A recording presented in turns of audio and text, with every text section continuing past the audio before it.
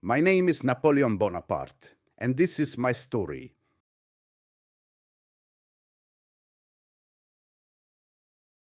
I was born on the 15th of August, 1769, in the small village of Ajaccio, on the island of Corsica. The island had only been under French control for a little over a year, after centuries of struggle between the Genoese and the native Corsicans. To say that my birth was met with joy would be a stretch.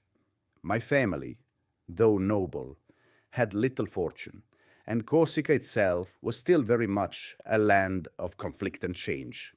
My father, Carlo Bonaparte, was a lawyer who had been appointed to a position by the French, but his prospects were hardly grand. My mother, Letizia, was a formidable woman, strong and stoic, managing the household and looking after us with a fierce love and unyielding will. At the time of my birth, my island home was caught between two worlds. It was neither fully French nor entirely Corsican. Corsica had always been fiercely independent, and I was raised with that spirit of resistance and pride, even if my family had already aligned themselves with the French in order to secure a future. This tension between my native land and my allegiance to France was something I would carry with me my entire life. I often reflect on the early years of my life with mixed emotions. My family was not wealthy. Our nobility was largely a matter of name rather than fortune. However, there was a sense of ambition that ran through my veins from a young age. It was evident to me early on that if I was going to make anything of myself, I would have to do so by my own effort. I knew that in a world dominated by the powerful and the wealthy, I would have to rise above the ordinary. At the age of 9, I was sent to mainland France for education, a decision that would shape the course of my life in ways I could not have fully understood at the time. I arrived in the French city of Brienne-le-Château to attend the Royal Military School. The transition from Corsica to France was jarring. I found myself a foreigner in a land that spoke a language I barely understood. My French was poor, and the children at the school mocked my accent and my origins. This, however, only fueled my determination. From that moment on, I was driven by a desire to prove myself, not just to the boys at Brienne, but to the entire world. The school itself was rigorous and demanding. I found the curriculum to be both challenging and stimulating. There was an emphasis on military discipline, strategy, and history, and it was here that I first began to develop my fascination with military affairs. While I may not have excelled in every subject, mathematics and Latin, for instance, were not my strongest points. I excelled in military tactics and geography. I began to see the world as a series of strategic challenges, each demanding a solution that only a keen and calculating mind could provide. I quickly became obsessed with the art of war. I devoured books on great military leaders, studying the campaigns of Julius Caesar, Alexander the Great, and even the more recent figures like Frederick the Great of Prussia. The battles they fought, the strategies they employed, and the way they built empires fascinated me. But what struck me most was the way in which they had all risen to greatness against the odds. They had taken their destinies into their own hands and bent the world to their will. That was the path I was determined to follow. At the age of 15, I graduated from Brienne and moved on to the prestigious École Militaire in Paris, a far grander institution than Brienne, where I was trained to become an officer in the French army. By now, I had grown more confident in my abilities, but I was still very much an outsider. My Corsican accent was still a source of mockery among the other cadets, and I struggled with the formalities of the French nobility. They saw me as a mere provincial, an upstart trying to climb a ladder that they believed belonged to men of their own stature. Yet again, It was my burning ambition that carried me through. I was often an outsider, but it was that sense of alienation that sharpened my focus. I would not be content to remain a mere observer in this grand world. I would have a place of my own in it. I spent long hours studying military strategy, history, and the art of governance, preparing myself for the inevitable moment when my opportunities would arrive. In 1785, at the age of 16, I was commissioned as a second lieutenant in the French artillery. Despite my young age, I was quickly recognized for my talent. But in truth, I felt an unspoken tension in the army. There was a lack of respect for men like me, young officers with no family lineage or political connections. Still, I had a plan. I understood the delicate balance of power in France. The revolution was brewing, and the old order was in decline. In time, the turmoil would offer opportunities, and I would seize them. In my early years, the military became both my refuge and my battleground. The French army was a place where ability could trump birthright, and I began to see that merit, not nobility, would determine my future. The revolution, which would soon engulf France, was a moment of great uncertainty and possibility. I had the vision to see that the world around me was changing, and that the traditional structures of power were crumbling. Where others saw chaos, I saw opportunity. I would not remain a humble artillery officer for long. I was ready for what was to come, ready to carve out my destiny on a much grander stage. But before that, I needed to weather the storm that was sweeping across France. The revolution was coming, and I could feel its winds blowing, signaling the arrival of a new world order. For me, it was not just about surviving the storm. It was about using the chaos to my advantage. Looking back on those early years, I can see the foundations of everything that would follow. The Corsican spirit of defiance, the military discipline instilled in me, and the unyielding drive to rise above my circumstances. These would be the cornerstones of my success. But even more than that, I learned a key lesson. It is not enough to be talented or capable. You must seize every opportunity and never falter in your belief that greatness is your destiny. As I left my childhood behind, I began to look toward the future. I had spent my early years in a land of conflict and transition, but soon that same transition would propel me toward the future I had always known I was destined for.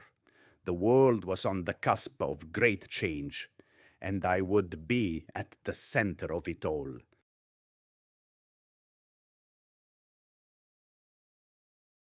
By the time I graduated from the École Militaire and was commissioned as a second lieutenant in the French army in 1785, France was a land on the brink of revolution.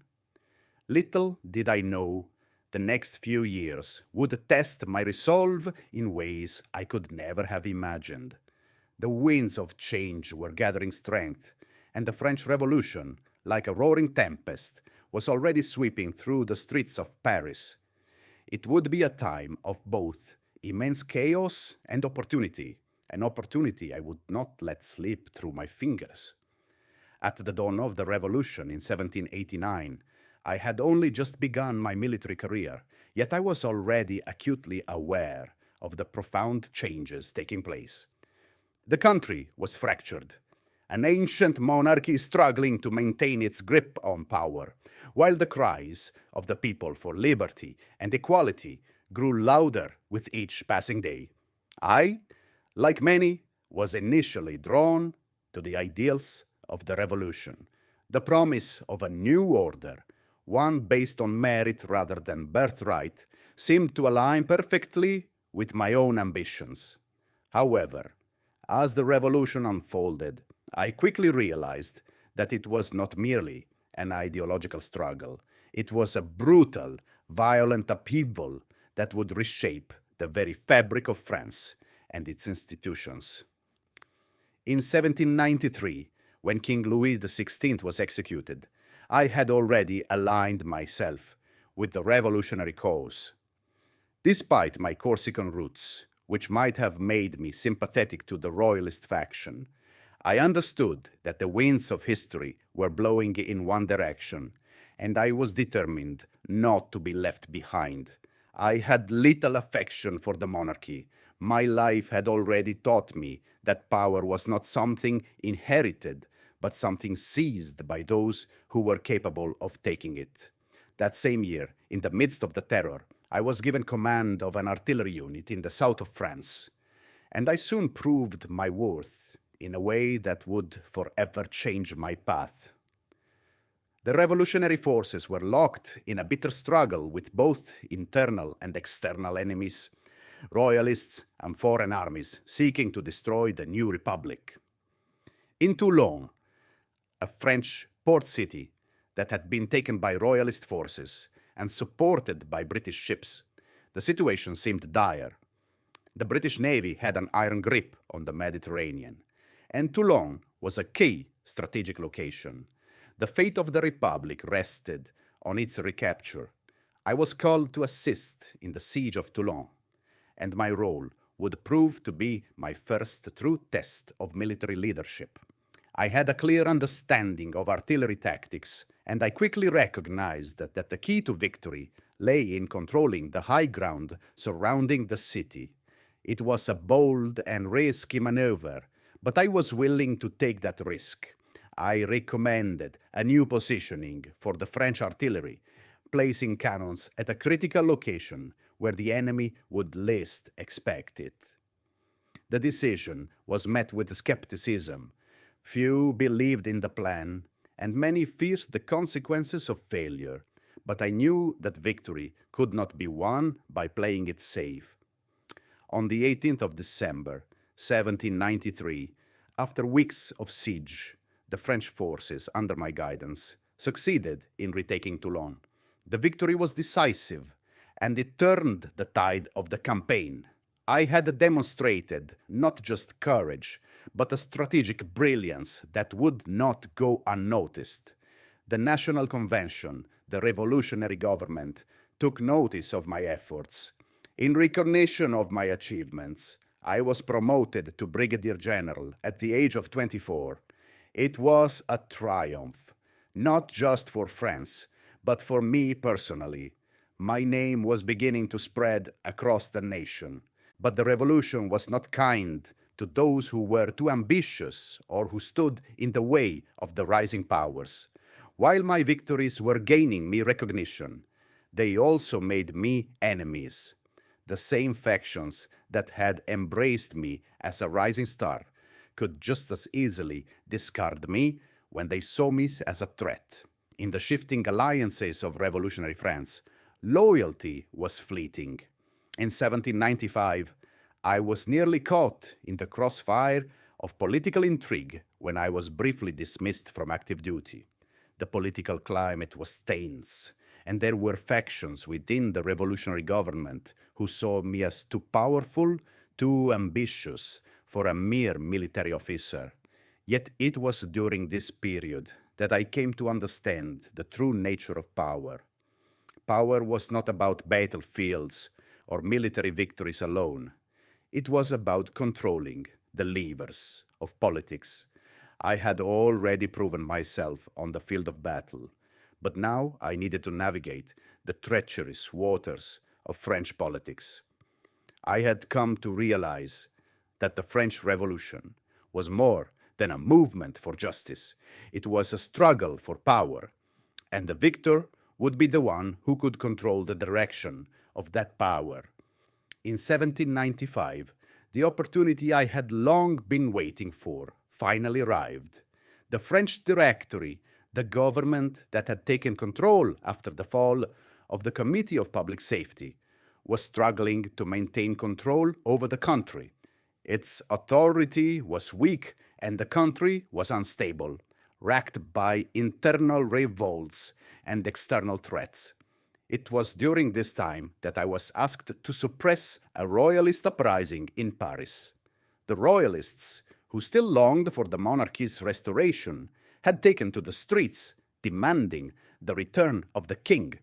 The Directory was weak, and the government's forces lacked the resolve to put down the revolt. It was my moment to shine again. With only a small force of loyal soldiers, I took to the streets of Paris.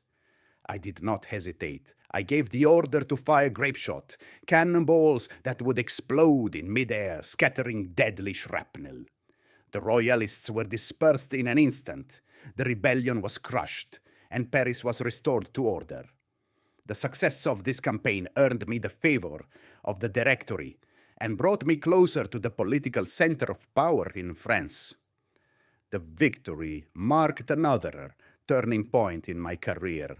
In the years that followed, I would continue to navigate the complex political landscape, making both allies and enemies along the way.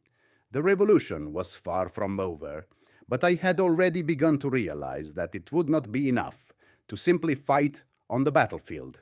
I needed to position myself strategically in the political arena.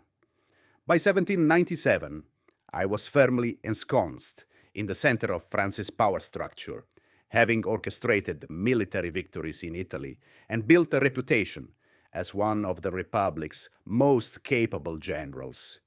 I had risen from obscurity to become a national hero. My growing influence, combined with my military genius, had made me a force to be reckoned with. But what would follow was even more transformative. In 1799, amidst a political crisis, I saw my opportunity to take control of the revolution itself. The Directory, now mired in corruption and instability, was on the verge of collapse. I would not wait for the winds of history to pass me by. I would seize the moment. I would no longer be a mere general serving the whims of others. The time had come for me to take the reins of power. In November of that year, I led the coup d'etat. The French Revolution had reached its zenith, and I would see to it that its final chapter would be written by my own hand. I had gone from being an unknown officer from Corsica to the leader of France. The revolution, which had begun as a cry for liberty, was now my stage, and I was prepared to play the leading role. The rise to power was not easy, nor was it without its challenges, but it had been inevitable. I had fought for this moment, and I would not let it slip away. The winds of change were still howling, but now they were at my back. I had emerged victorious, and my future would be one of glory, not just for France, but for myself.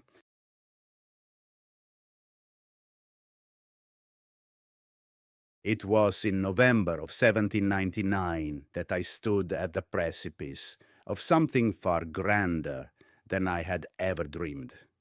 The Republic, which had once been the beacon of the revolution's ideals, was now teetering on the edge of collapse.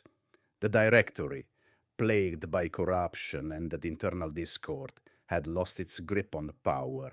The people of France were disillusioned, weary of the constant turmoil, and the need for strong leadership was undeniable.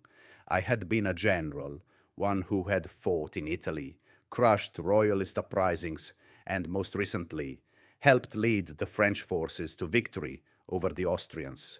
But now, it was not enough to merely lead armies. I had to lead a nation. On the night of November 9th, I orchestrated the coup that would bring down the Directory. My allies and I, armed with a clear vision, seized the moment. We declared a new government, the consulate, a system where 3 consuls would hold power, with me as first consul. The political structure of the Republic had shifted, and I was at its helm. The streets of Paris, filled with whispers and anxiety, now buzzed with a new sense of hope, or at least a yearning for stability. In the days following the coup, I worked quickly to solidify my power. The revolution had been a time of bloodshed and chaos, but now it was time to heal the wounds. I made gestures toward those who had supported me during the coup, but I also knew the importance of appeasing the factions who might resist my rise. The Royalists, though defeated, were still a force to be reckoned with, and the Jacobins, the radical leftists, had their own vision for the future of France. I needed to win them both over, not through compromise, but through a clear demonstration of my ability to restore order. My first act was to secure the support of the military. The French army had been through much during the revolution, struggling in the wars with external enemies, facing internal dissent, and enduring a leadership vacuum that had undermined morale. I knew that without the army's support, my rule would never last. The loyalty of the army was secured, with swift reforms and a promise of stability, and I personally ensured that the generals who had supported me during the coup were rewarded and placed in positions of power.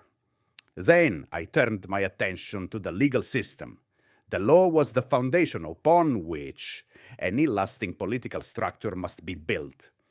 The revolution had created an unstable legal framework, and I realized that only a unified, codified system of law could ensure the future of the Republic, and more importantly, my rule. Thus, I began work on what would come to be known as the Napoleonic Code, a comprehensive legal system that would provide clarity and fairness. The code would be the keystone of my rule, promoting equality before the law, protecting property rights, and affirming civil liberties. It was, without question, a monumental reform, one that would endure for centuries to come. But beyond that, it was a symbol of the order I sought to impose on a fractured nation. The next crucial step was to secure the legitimacy of my rule. A republic in theory, I had become a de facto ruler, without the trappings of a monarchy. The French had not overthrown the old system to see it restored in some other form. They desired change, but they still yearned for stability, which I understood. However, I also knew that merely being first consul would not be enough.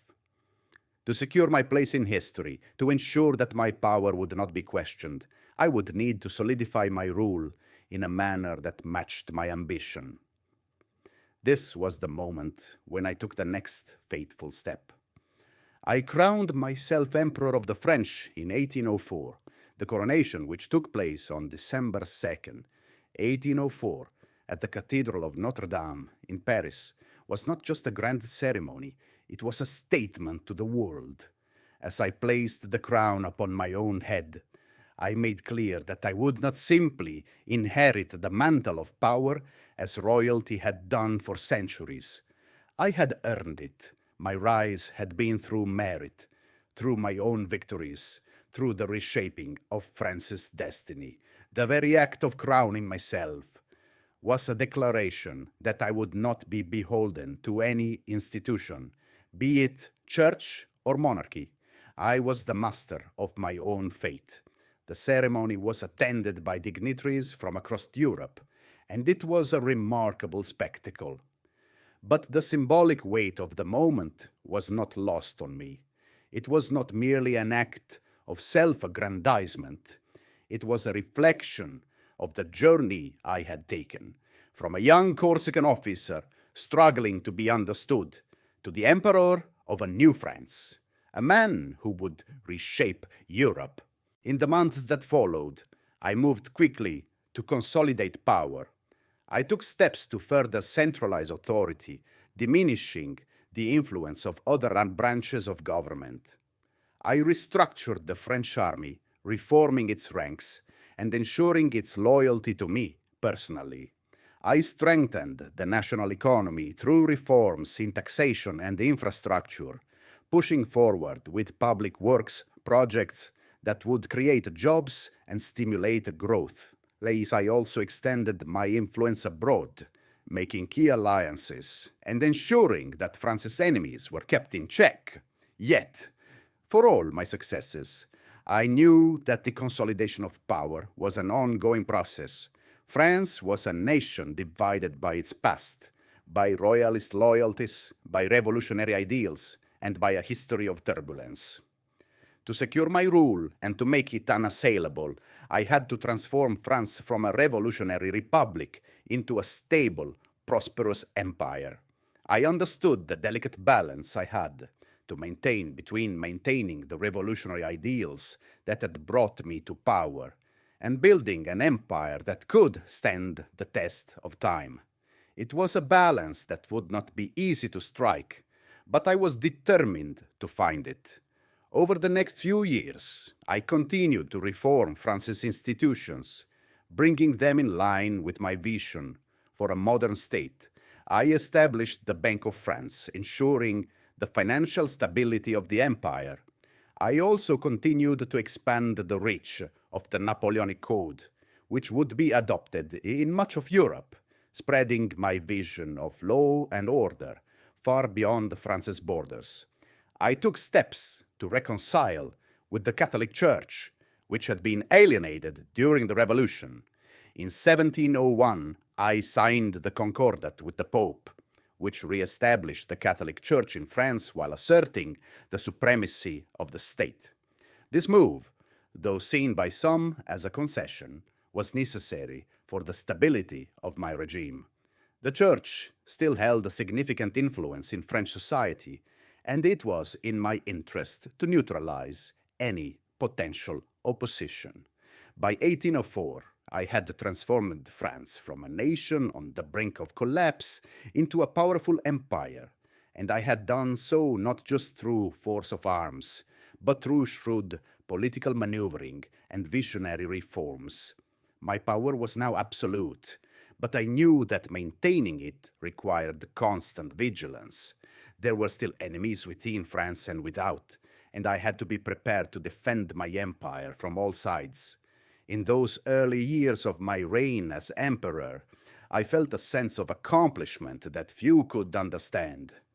I had risen from nothing, from a Corsican exile, to become one of the most powerful men in the world. But I knew that the journey was far from over. I had built a great empire, but empires, like men, are fragile, and the world was changing rapidly. I had created something magnificent, but now I had to protect it, expand it, and cement its place in history. Looking back, I know that my consolidation of power was a critical turning point in my life. It was a moment when I seized control of my destiny and transformed not only France, but the entire European landscape. The path ahead would be fraught with challenges and wars, but I was ready to meet them head on. I had crossed the Rubicon, and now the future of Europe would be shaped by my hand.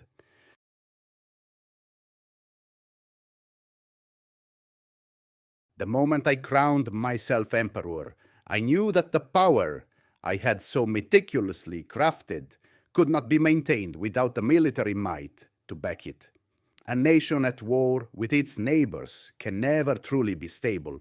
Its very survival becomes an ongoing struggle for dominance. Thus, the period that followed my rise to power, from 1803 to 1815, was marked not by peace, but by unrelenting conflict. I was not merely an emperor, I was a general who would lead his armies across the face of Europe. The Napoleonic Wars would shape my legacy for better or worse. In 1703, barely a year after I had assumed the title of emperor, war broke out with Britain. The island nation, never one to bow to foreign dominance, had been wary of my rise. The British feared my consolidation of power and the threats I posed to their influence in Europe. It was a fear that I understood. After all, Britain had been one of the chief adversaries of revolutionary France. Their naval superiority, combined with their wealth and global empire, made them the most formidable enemy I would ever face. To challenge Britain, I had to find a way to strike at its heart. But in the early stages of the conflict, the greatest advantage the British had was their navy.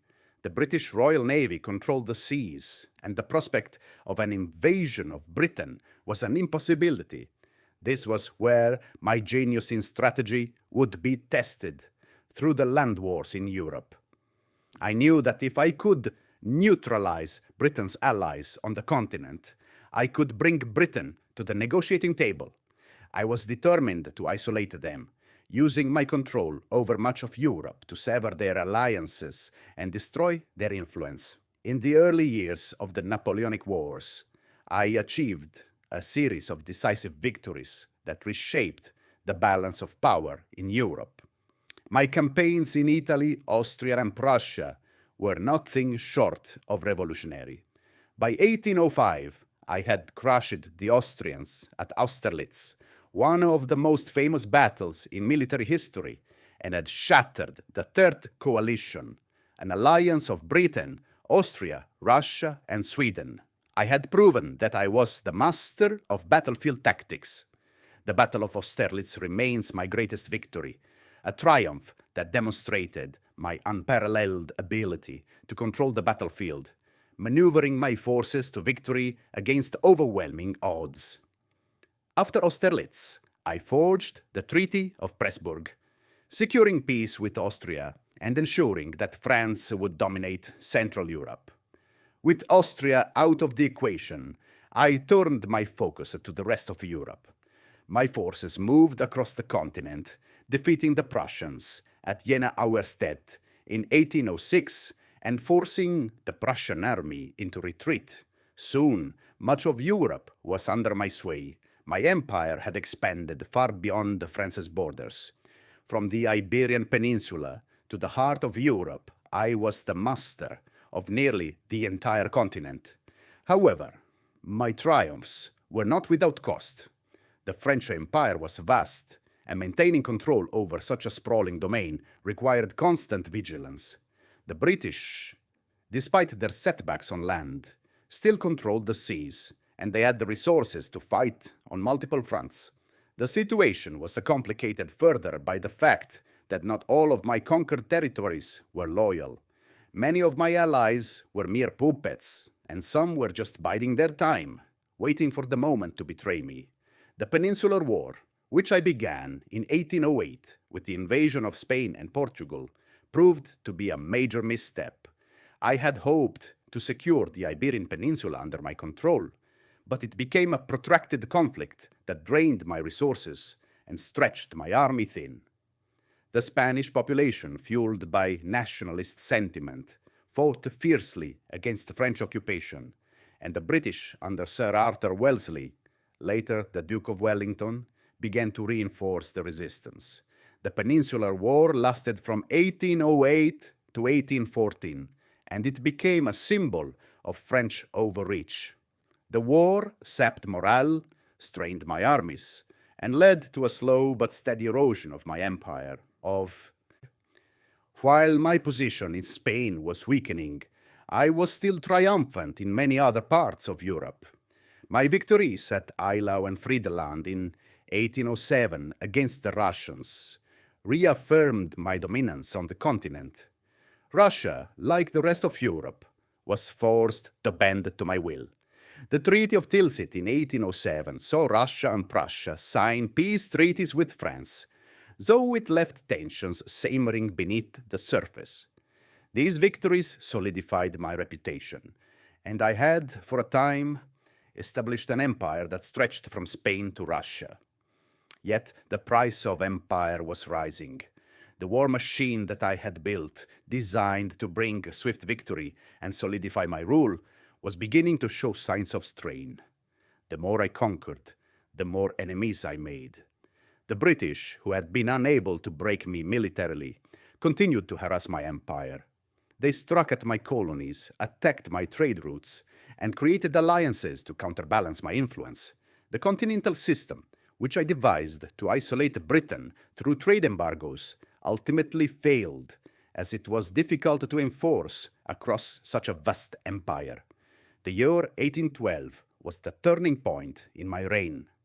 I had conquered most of Europe, but the invasion of Russia would prove to be my undoing.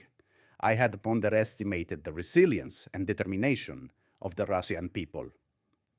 When I crossed the Neman River with my grand army of over 600,000 men, I believed that victory was inevitable.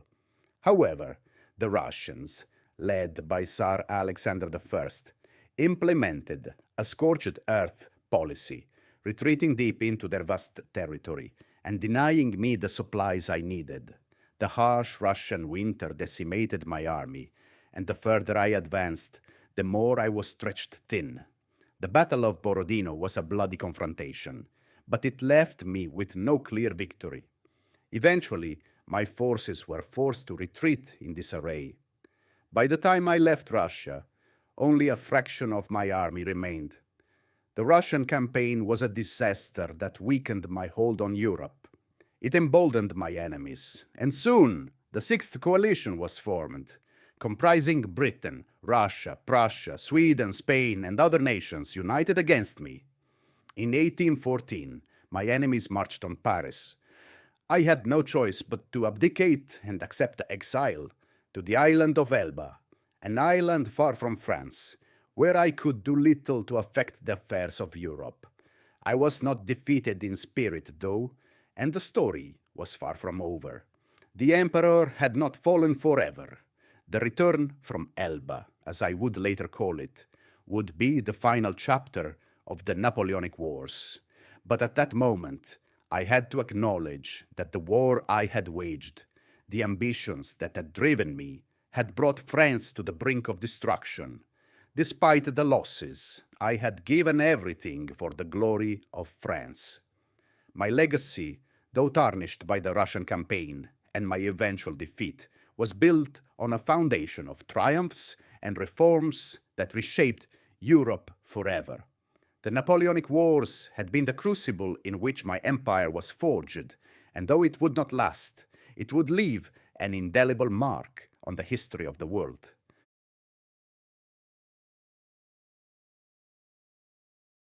I never imagined that the day I would step down from the throne would come so swiftly. Paris was falling, its streets choked with the sounds of battle, the roar of cannon fire, and the cries of a city in turmoil.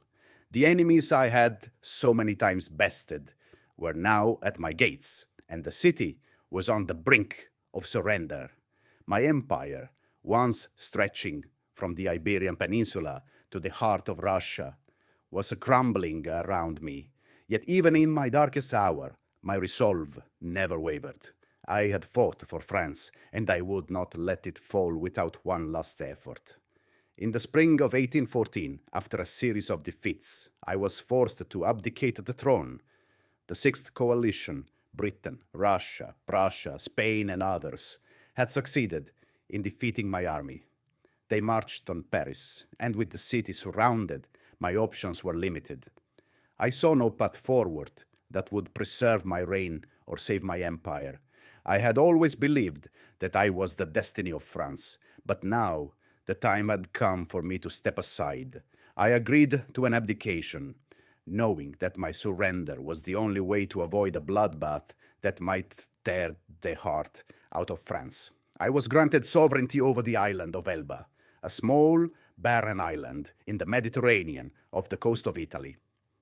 Though it was a meager prize compared to the empire I had built, it was at least a refuge where I could live out the rest of my days, far from the turbulent politics of Europe.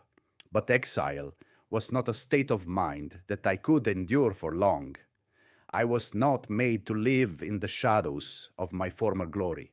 I had always been a man of action, a man who thrived on challenges and victory. I knew that, despite everything, my story was far from finished. The first months on Elba were a strange and uncomfortable stillness. I had been accustomed to grand palaces, the admiration of millions, and the ceaseless hustle of European politics. On Elba, I had none of these. The island was small, with a population of only around 12,000, and its landscape was far from the rich grandeur of Paris or the battlefield camps where he had once led my troops to victory. Yet I had made up my mind that even in exile I would not be idle. I set about rebuilding the infrastructure of the island, instituting reforms, improving agriculture, and even creating a small army, though it was more symbolic than anything. To the world, it may have seemed as though I had been vanquished, but I knew better. Every day on Elba was a reminder of the throne I had lost, but also a reminder of who I was, a man who had come from nothing, a soldier who had risen through sheer will and brilliance. I kept my dreams alive. The world, I knew, was a fickle place, and I had always believed that fortune favored those who knew how to seize the moment. In February of 1815, the winds of fate began to shift. Word came to me on Elba that in Francais discontent was rising against the restored Bourbon monarchy.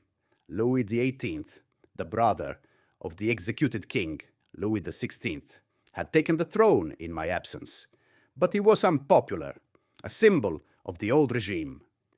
France, wounded and exhausted by years of warfare, was not ready to return to the feudal past. The country was restless, and the people yearned for stability and leadership once again. The political climate was ripe for change. I had long awaited the moment, and now it had come. On March 1st, 1815, I escaped Elba, and within days I returned to the French mainland. I set sail with only a small group of loyal followers, landing at the southern port of Cannes. When I arrived, I made my way north, and as I journeyed, more and more soldiers joined my cause. The French people, remembering the stability and glory I had brought them, rallied to me. My march was swift and decisive. By the time I reached Grenoble, I had already regained the loyalty of the army, and I could feel the pulse of France beating once again. The Bourbon monarchy was crumbling in my wake, and the French people were ready to embrace the emperor once more. I entered Paris on March 20th, 1815, after an incredible 100-day journey. The city that had once been so full of celebration and power was now in a state of tense anticipation. The city itself seemed to hold its breath, waiting for what would come next. The government of Louis XVIII had fled, and the French people welcomed me back with open arms. I had returned to France's heart, and I was ready to take back my rightful place on the throne. But my return was not without its complications. Though many rallied to me, others, especially the European powers, saw my return as an act of defiance. The Seventh Coalition, led by Britain, Prussia, Russia, and others, quickly mobilized against me. They were determined to prevent me from reclaiming the throne, seeing my resurgence as a threat to the fragile peace that had been established after my initial defeat. The stage was set for the final confrontation, one that would determine the future of Europe and the fate of Napoleon Bonaparte.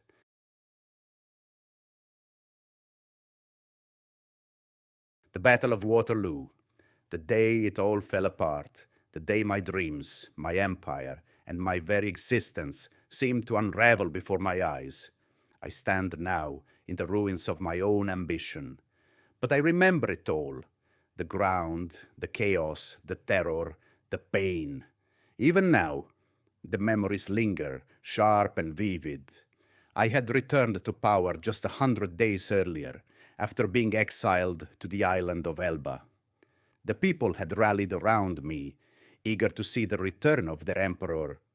For a brief moment I believed that I could still restore the grandeur of France, bring it back to its former glory. But in the end, fate, no, my choices, would betray me. As I rode onto the battlefield, my heart was heavy with the burden of responsibility. I had been here before, on countless fields, leading my army to victory after victory. The sun hung low in the sky, casting a faint orange hue over the horizon. The air was thick with the scent of damp earth and anticipation. It was not the first time I had faced a battle of this magnitude, but something felt different. The weight of Europe's coalition forces gathered against me. The British, the Prussians, the Dutch, and the Belgian forces had a heaviness I had never experienced before. I had always believed that the odds could be defeated, that we were invincible. But that day I felt a gnawing uncertainty. I could feel my body tense, the familiar rhythm of command, the tension in the air. It was the same as before, my generals, my soldiers, each of us waiting for the signal. But this was not a battle like those I had fought before. We were up against a coalition, a European unity I had never seen, led by the Duke of Wellington, a man I had faced in the past, but never on such a scale. I could see him standing on his horse, a stoic figure on the opposing side. The man had the audacity to challenge me once again. We began the assault early, with my infantry moving forward.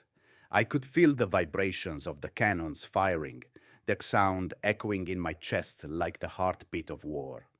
The ground was slippery with the rains that had soaked the fields the night before, making it difficult for our soldiers to maintain their footing. That was one of the first signs that things were not going as planned. The mud, thick and heavy, slowed us down. The horses struggled, the men slipped, and the artillery was harder to maneuver. But even in these conditions, I could not afford to hesitate. I'd hoped to strike swiftly, as I had done in the past, to divide and conquer the enemy before they could fully unite. But Wellington, he was different. His calm, his disciplined organization, his strategic mind, it all became clear. In the first few hours of the battle, he held his ground, never faltering. The Prussians, led by Blücher, began to close in on my right flank, slowly but steadily. My forces were divided, stretched thin. We had to hold them back. I ordered the Imperial Guard to advance, hoping that their reputation would carry the day, but they too faced obstacles. Every charge was met with fierce resistance. I can still feel the heat of the moment, the sweat on my brow, the fear that gripped my heart as the battle raged around me. My mind raced. Should I push harder? Should I retreat? Every decision I made seemed to make things worse. It was as though fate was mocking me. How had I fallen so far from the man who once bent Europe to his will? The Imperial Guard, my pride, my final hope, was thrown into the fray. I gave the order for them to push forward, expecting them to break through Wellington's lines, to collapse the enemy's resolve. But the battle had turned. What I had underestimated was the sheer determination of my enemies. Wellington stood his ground, and Blücher's Prussians, whom I had hoped to drive away, arrived in full force. My men, the ones who had once followed me with unwavering loyalty, began to break. Their resolve faltered under the pressure, under the relentless fire, and slowly the battle slipped from our grasp. I remember watching the Imperial Guard falter, their proud faces turning to confusion, to fear. I had led them to this, and now I could not stop the collapse. I heard the sounds of retreat, the cries of my soldiers as they fled, some in terror, some in resignation. I stood there, surrounded by the chaos of failure, my heart heavy with the weight of it all. My empire, my dream, was slipping through my fingers. The retreat was a slow, painful crawl. The battlefield was no longer a place of command, but one of confusion and despair. The smoke from the cannon fire hung thick in the air, obscuring everything. The cries of the wounded echoed around me. How had it come to this? How had I, the great Napoleon Bonaparte, been defeated by these men, by Wellington, by Blücher? They had fought well, yes, but had they truly outsmarted me, or had I simply lost my way? As I left the battlefield, a sense of finality washed over me. the weight of my loss, the destruction of everything I had worked for. It crushed me. But I knew it was not just the loss of a battle, it was the loss of a nation, of an entire world I had built from the ashes of revolution. And Nassau, it was all gone. I retreated to Paris, but the people, my people, had turned against me. The defeat at Waterloo was more than a military loss. It was a symbol of my failure. The cries of rebellion began to rise, the whispers of my downfall filling the streets. I knew I could not remain in power. My time was over.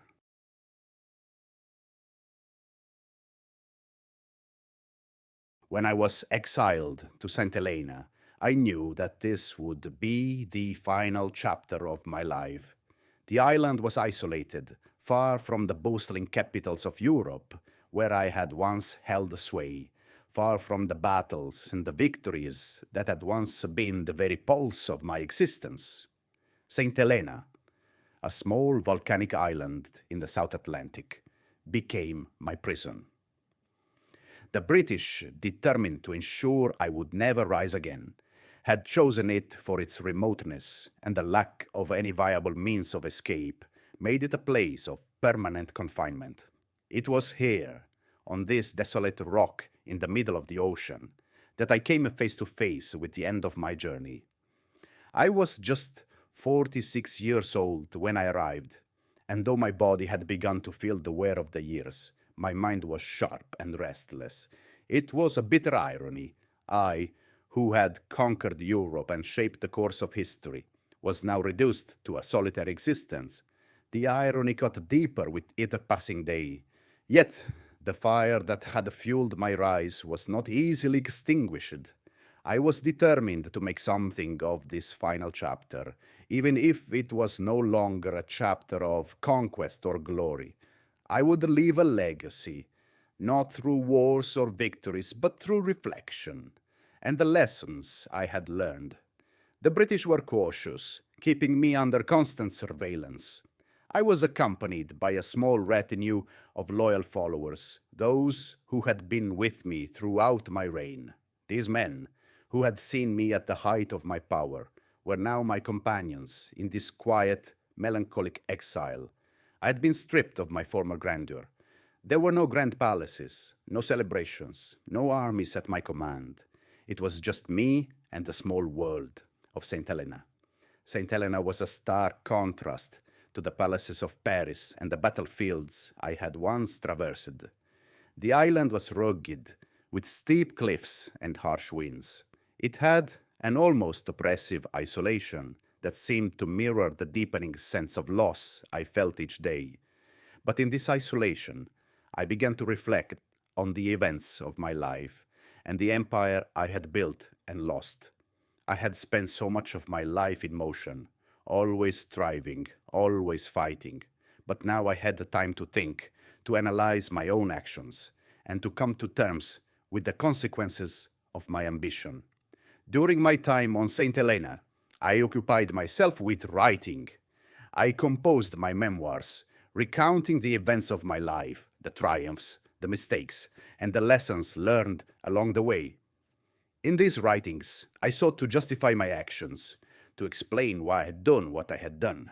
Some of these reflections were directed at the French people, whom I still considered my compatriots. Others were directed at the world, offering my perspective on the wars, the politics, and the people who had shaped the course of my life.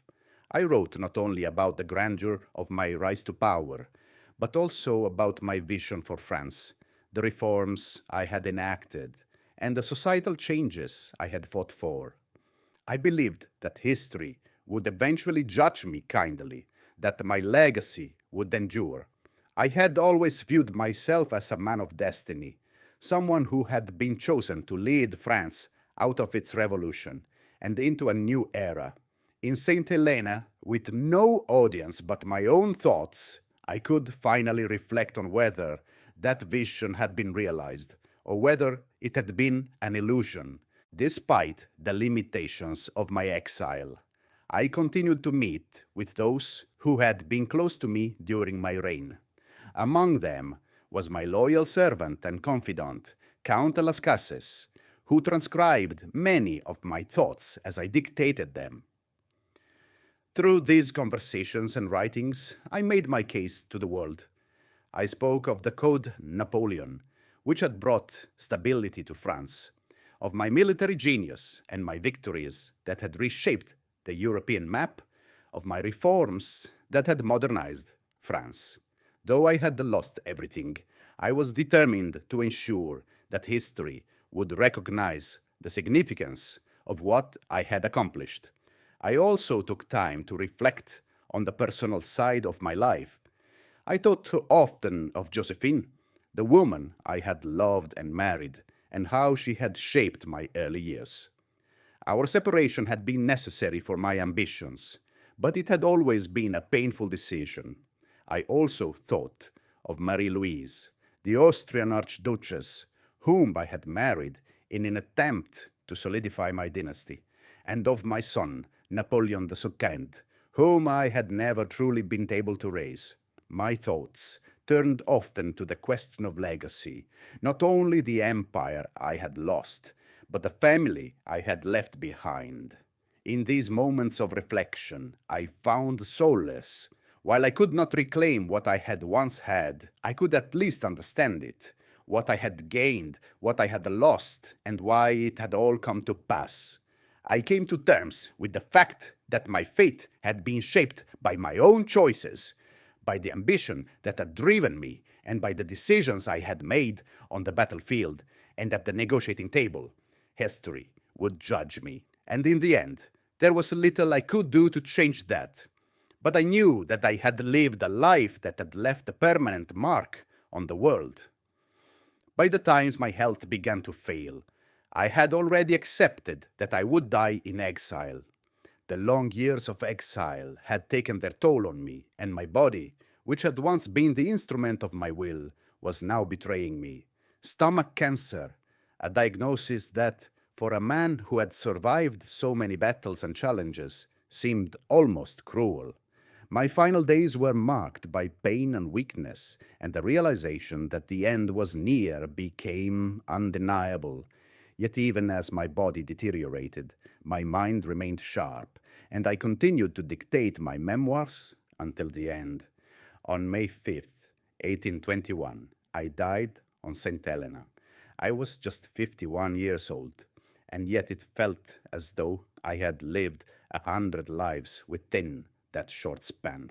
My death marked the end of an era. The man who had once been the Emperor of Europe, the conqueror of nations, and the architect of a new world order, was gone.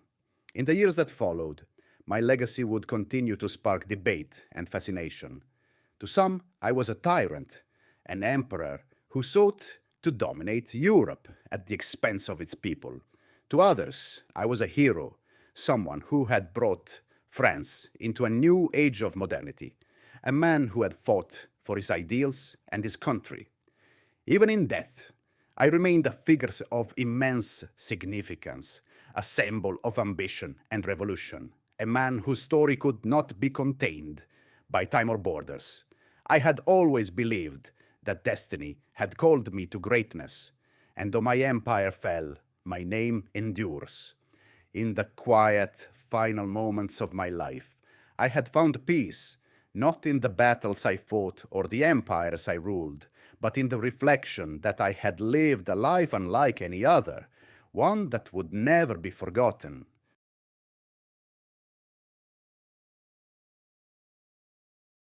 Though I have been gone for over 2 centuries, the name Napoleon Bonaparte still echoes through the halls of history. It is a name that has stirred passions, sparked debate, and shaped the course of the modern world. Some view me as a tyrant, a man whose ambition led to endless wars and the deaths of millions. Others see me as a visionary, a reformer who laid the groundwork for modern Europe and whose influence still resonates in the laws, institutions, and ideas that govern nations today.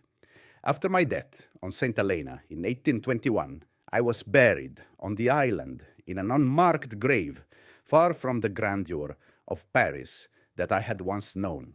But as is often the case with men of my stature, my story did not end with my death.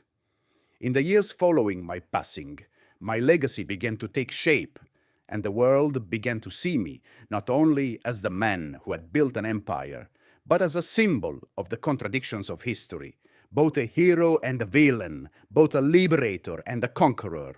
The first significant chapter of my posthumous legacy began with the restoration of the Bourbon monarchy after my downfall. Louis XVIII had ascended the throne, and later his brother, Charles X, would follow. France had returned to its old ways, to monarchy and aristocracy, but the memory of the revolution and of my reign could not be erased so easily.